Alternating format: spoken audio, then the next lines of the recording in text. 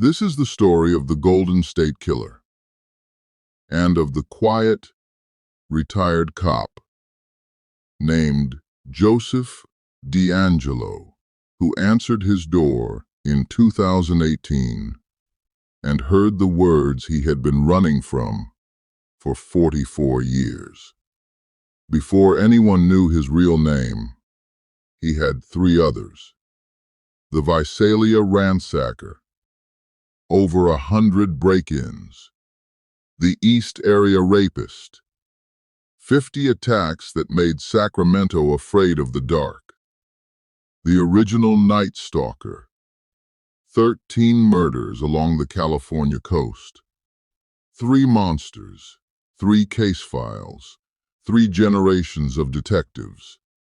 One man, a man who wore a police badge while he did it. No witness ever identified him. No fingerprint ever matched him. What ended the longest manhunt in California history was a free genealogy website and the DNA of relatives he never knew he had. And fair warning, if anyone in your family has ever mailed off a DNA ancestry kit, this story involves you more than you think.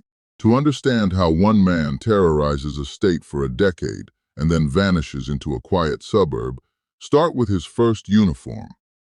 In 1973, Joseph James DeAngelo, a Navy veteran back from Vietnam, joins the police department of Exeter, California, farm country in the Central Valley, one town over from a city called Visalia. His assignment?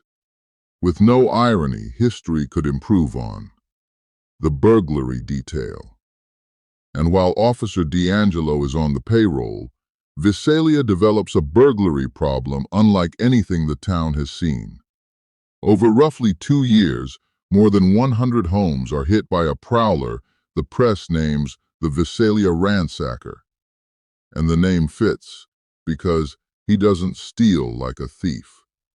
He scatters belongings. He rearranges rooms. He takes single earrings, photographs, coins, and leaves cash sitting in plain view. Detectives can feel the wrongness even if they can't name it yet. This is not someone stealing property. This is someone rehearsing control over other people's homes. Then the rehearsal ends. On September 11th, 1975, a journalism professor named Claude Snelling wakes to a noise and finds a masked man dragging his teenage daughter toward the door. Snelling does what fathers do. He charges. The prowler shoots him twice and vanishes into the dark. Claude Snelling dies, protecting his child. He is the first known murder in this story. And a police officer working one town over almost certainly reads about it in the morning paper. As far as anyone can prove, he had written part of the story himself. In 1976, DeAngelo transfers north to the Auburn Police Department in the suburbs east of Sacramento. Hold that geography. Within months of his arrival, those exact suburbs discover a new kind of fear. Because here is the detail this whole case hinges on.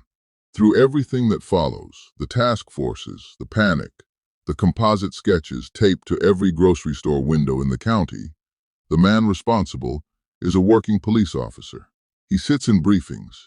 He knows patrol sectors, response times, radio procedure. When investigators later map the attacks, they cluster around places a cop like him would know street by street, creek by creek. In July 1979, the badge finally comes off, not because anyone suspected anything, but for something almost absurd. DeAngelo is caught shoplifting at a drugstore. In his pockets, a can of dog repellent, and a hammer, a misdemeanor, a small fine, a one-paragraph story in the local paper. Nobody looks at the ex-officer's shopping list. Dog repellent, to silence the animals that bark at night prowlers. A hammer, the oldest breaking-in tool there is. And nobody asks the question that, in hindsight, screams off the page. Remember that shopping list? It comes back at the worst possible moment of this story. He lost the uniform. He kept everything the uniform had taught him. June 18th, 1976, Rancho Cordova, east of Sacramento. The first attack by the man radio hosts will soon shorten to 3 letters every California family of that era still remembers. EAR, the East Area Rapist. Put yourself there for one moment. It's the summer of 1977. You've read the headlines. Tonight, before bed, you check the window latches. Twice. You leave the porch light on. You tell yourself the odds are tiny. The county is huge. It can't be your street. That is exactly what every family on his list told themselves. Over 3 years, more than 50 attacks are attributed to him across Sacramento County and beyond. And it is the pattern, not the crimes, that tells you who this man is. We will not describe what happened inside those homes. The court record holds it. The survivors carried it. And no retelling needs it. What matters is the method. He stalks neighborhoods for days. Residents remember phone calls that ring and hang up. Gates found unlatched. The feeling of being watched that everyone dismisses, because everyone always dismisses it. He learns the drainage ditches and creek beds like an escape map. Police dogs lose him at water lines. Patrol saturation moves in. The attacks slide one town over. Always a step ahead. Always where the coverage is thin. Sacramento changes. Gun sales spike. Hardware stores sell out of deadbolts. Families rig tin cans on strings against the doors. Fathers sleep in armchairs. Neighborhood watch programs are born that autumn. In living rooms, some still exist today, and he watches all of it because he calls. Survivors, and even families he never touched, pick up ringing phones and hear breathing, or a whisper, sometimes years later. Then comes the detail that chills every investigator who ever worked this file. In November 1977, at a packed community meeting, a man stands up and declares that no attacker could ever do this to a home with a husband in it. Within weeks, the East Area Rapist begins hitting exactly those homes. Couples, families, the safe households. Investigators become convinced he was in that room, or heard every word of it. He isn't hiding from the hunt. He is in a dialogue with it. He is performing. And then the performance crosses the last line. February 2nd, 1978. Brian and Katie Majori, a young Air Force sergeant, and his wife, are walking their dog in Rancho Cordova at night when they encounter a man. They run. He chases them down and shoots them both dead in a stranger's yard. The East Area Rapist is now a killer. The county's worst fear has been confirmed by the worst possible proof. Some detectives quietly float an ugly theory. He moves like someone who can hear their radios, like military, like law enforcement. The theory goes nowhere. There are tens of thousands of men in uniform in California, and this one leaves them nothing. No face, no prints, no name. In 1979, the same summer, an Auburn cop 1 county over is fired for stealing dog repellent and a hammer. The East Area attacks stop. Sacramento exhales. It shouldn't. He isn't finished. He is relocating. And what he becomes next is the reason this case doesn't carry the word rapist in its final name. It carries the word killer. October 1979. Goleta, on the coast near Santa Barbara, 300 miles from Sacramento. A masked intruder ties up a couple in their home. They fight, scream, break free. A neighbor, an off-duty FBI agent, gives chase, and the man escapes on a stolen bicycle, pedaling into the dark. It is the one that got away, the interrupted attack. 10 weeks later, in the same neighborhood, he makes sure there will be no more interruptions. December 30th, 1979. Dr. Robert Offerman and Deborah Manning are found murdered. The original Night Stalker era has begun. From 1979 to 1986, along the southern coast, Ventura, Dana Point, Irvine, Goleta again, couples die in their homes at night.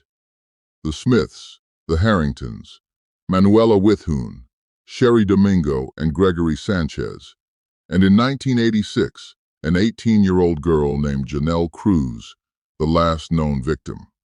13 murders in all. The preparation is familiar. The stalking, the phone lines, the practiced entries. But California doesn't see the connection, because California is looking at 3 different monsters in 3 different jurisdictions. The Ransacker file in Visalia, the ER file in Sacramento, the Night Stalker file on the coast. You've heard this before on this channel. The seams between jurisdictions are where men like this live longest. Then the crimes just stop.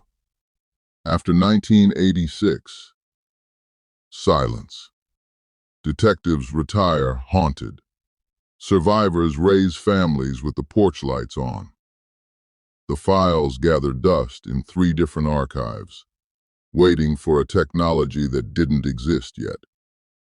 It takes until 2001 for the truth to surface, and it surfaces in a laboratory.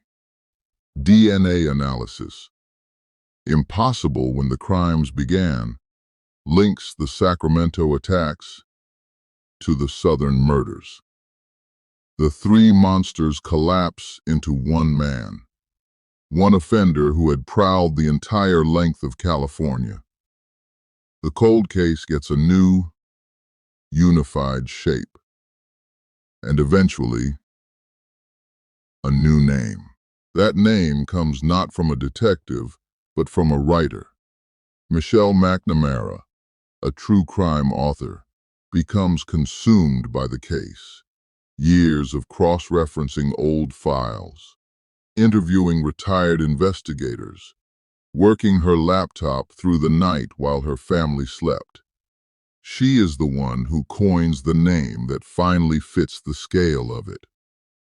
The Golden State Killer. McNamara never sees the ending. She dies in her sleep in 2016, her book unfinished. Her researchers and her husband complete it, and it becomes a bestseller, published with terrible poetry, just 2 months before the arrest. Her work, and an FBI reward campaign the same year, kept the cold case burning. Because all those decades in evidence freezers across California, the state had been keeping something. Biological evidence from the crime scenes, preserved by investigators who had no tool that could read it, in the stubborn hope that someday, something could.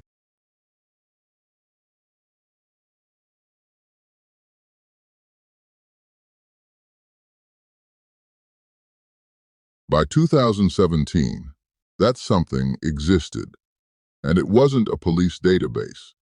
It was sitting, free and open, on the home computers of a few million genealogy hobbyists. And the way investigators used it will make you look at your own family tree differently. Every database the police could legally search had already failed. The Golden State Killer had never been arrested for anything that put his DNA on file. As far as CODIS, the National Offender Database, was concerned, he did not exist. So in 2017, investigator Paul Holes, the FBI, and the Sacramento District Attorney's Office tried something that had never cracked a case this size. They stopped looking for him and started looking for his family. The tool was almost embarrassingly ordinary. GEDmatch, a free website where genealogy hobbyists upload DNA results from consumer ancestry kits to find lost cousins. No warrant needed. The site was public. Investigators formatted the killer's crime scene DNA like any hobbyist's file, uploaded it, and waited to see who the algorithm called family. Stop and think about what that means, because it applies to you. If your cousin, or your cousin's cousin, has ever uploaded a DNA profile anywhere public, then a version of you already exists in that web, whether you agreed to it or not. That is the door investigators walked through. The matches that came back were distant, third and fourth cousins, strangers scattered across America who shared fragments of ancestry with a serial killer none of them had ever heard of. And that was enough. Genealogists on the team began building family trees backward through the generations. Census records, obituaries, marriage certificates, mapping every branch that could have produced one man of the right age, in the right places, at the right times. California in the 70s. Sacramento, the southern coast. Branch by branch, the tree narrowed, and one branch ended 20 minutes from the old East Area hunting grounds at a tract house in Citrus Heights. Joseph James DeAngelo, born 1945, the right age, a former police officer, fired in 1979, the year the Sacramento attacks stopped. Stationed beside Visalia when the Ransacker prowled. Stationed beside Sacramento when the East Area Rapist ruled the night. Everything fit.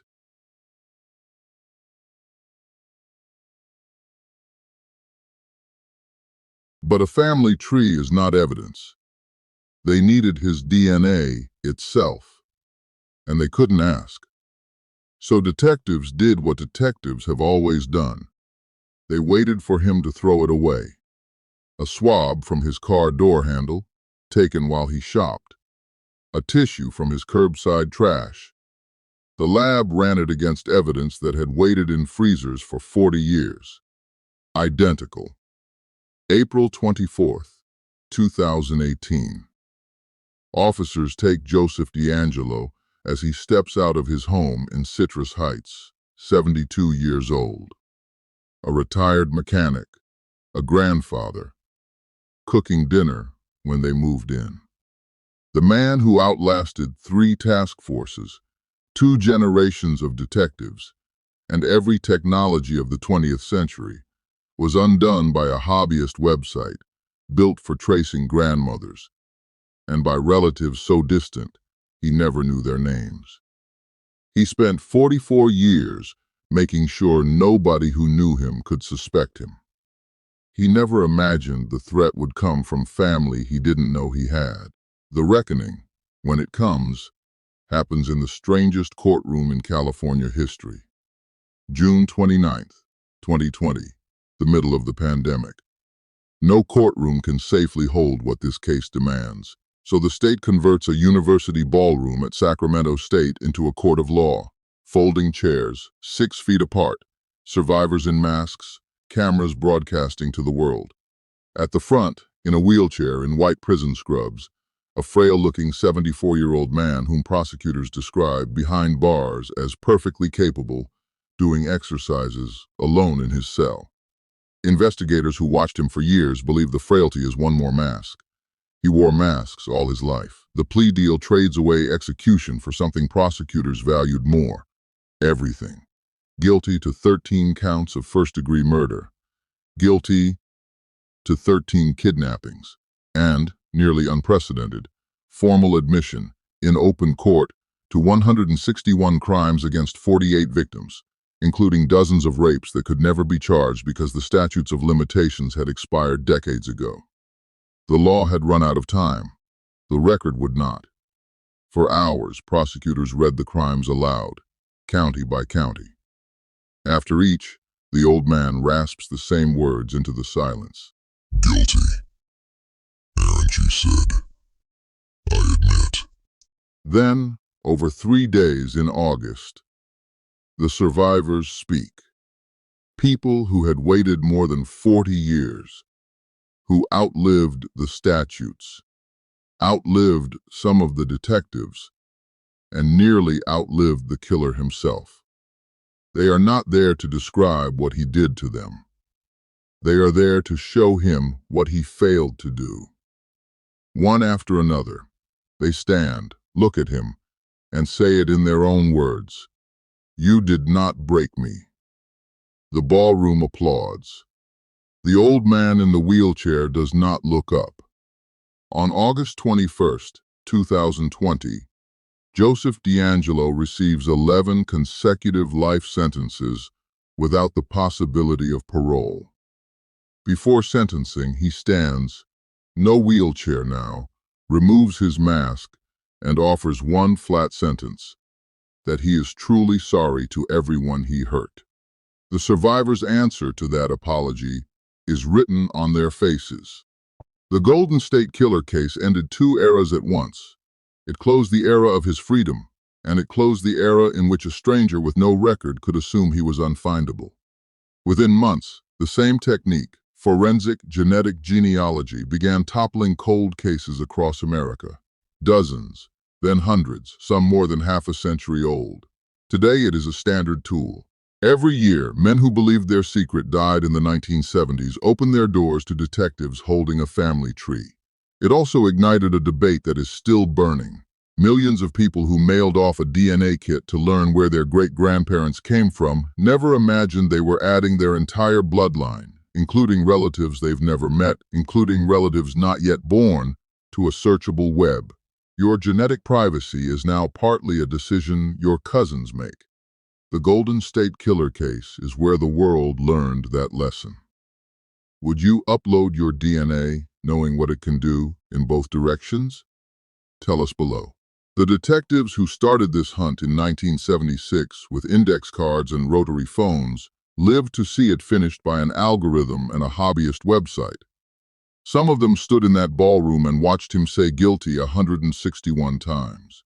And somewhere in a California prison cell sits a man who evaded every hunter for 44 years, undone in the end, not by any mistake he made, but by the one thing no one on earth can control: family.